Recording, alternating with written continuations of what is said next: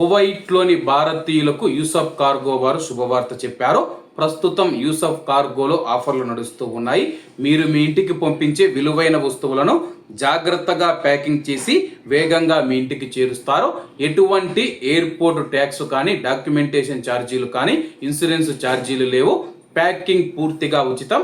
మాలియా మరియు కైతాన్ ప్రాంతాలలో యూసఫ్ కార్గో ఉంది. ఇంకెందుకు ఆలస్యం, స్క్రీన్ మీద కనపడే నెంబర్లకు వెంటనే సంప్రదించండి. నమస్తే అన్న, అందరికీ నమస్కారం. ఇండియా నుంచి కువైట్ మరియు గల్ఫ్ దేశాలు విదేశాలకు వెళ్లే వారికి గుడ్ న్యూస్. వివరాల్లోకి వెళితే, ఇండియా నుంచి విదేశాలకు వెళ్లే ప్రయాణికులకు ఇమిగ్రేషన్ ప్రక్రియ మరింత సులభతరం చేసే దిశగా భారత ప్రభుత్వం కీలక నిర్ణయం తీసుకుంది. సెప్టెంబర్ 1 నుంచి ఇండియాలోని ఎయిర్పోర్ట్లలో ఇమిగ్రేషన్ క్లియరెన్స్ సమయంలో బోర్డింగ్ పాసుల పైన స్టాంపు వేసే విధానాన్ని నిలిపివేయనున్నారు. కొత్త విధానం ప్రకారం ప్రయాణికులు ఆన్లైన్ బోర్డింగ్ పాస్ లేదా ప్రింటెడ్ బోర్డింగ్ పాసును ఇమిగ్రేషన్ కౌంటర్ల వద్ద చూపించవచ్చు. మొబైల్ ఫోన్లో ఉన్న ఈ బోర్డింగ్ పాసులకు కూడా అధికారులు అంగీకరిస్తారు.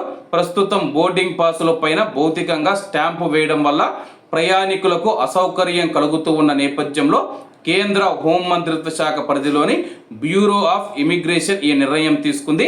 దీనికి సంబంధించిన సమాచారాన్ని విమానాశ్రయ అధికారులకు తెలియజేసింది. ఈ మార్పులతో అంతర్జాతీయ ప్రయాణికుల ఇమిగ్రేషన్ ప్రక్రియ మరింత సులభతరం కావడంతో పాటు ఎయిర్పోర్ట్లలో బోర్డింగ్ పాసుల పైన స్టాంపింగ్ అవసరం తగ్గనుంది. దీంతో గంటల తరబడి క్యూ లైన్లలో వేచి ఉండాల్సిన అవసరం లేదన్నమాట.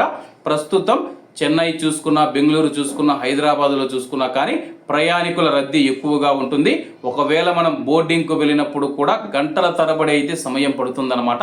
ఆ యొక్క సమయాన్ని తగ్గించేందుకు, ప్రయాణికుల ప్రయాణాన్ని సులభతరం చేయడానికి, ప్రయాణికులకు ఎటువంటి ఇబ్బంది లేకుండా వాళ్ళు విమాన ప్రయాణాన్ని ఆనందంగా, సంతోషంగా ఆస్వాదించడానికి ఈ నిర్ణయాన్ని తీసుకుని వచ్చారు. సెప్టెంబర్ 1వ తేదీ నుంచి ఈ రూల్ అమల్లోకి రానుందన్నమాట. ఈ మార్పుతో అంతర్జాతీయ ప్రయాణికుల ఇమిగ్రేషన్ ప్రక్రియ మరింత సులభతరం అవుతుంది. వాళ్ళకు ఎటువంటి ఇబ్బంది లేకుండా ప్రయాణం సులభతరం అవుతుందని చెప్పేసి అధికారులు తెలియజేశారు.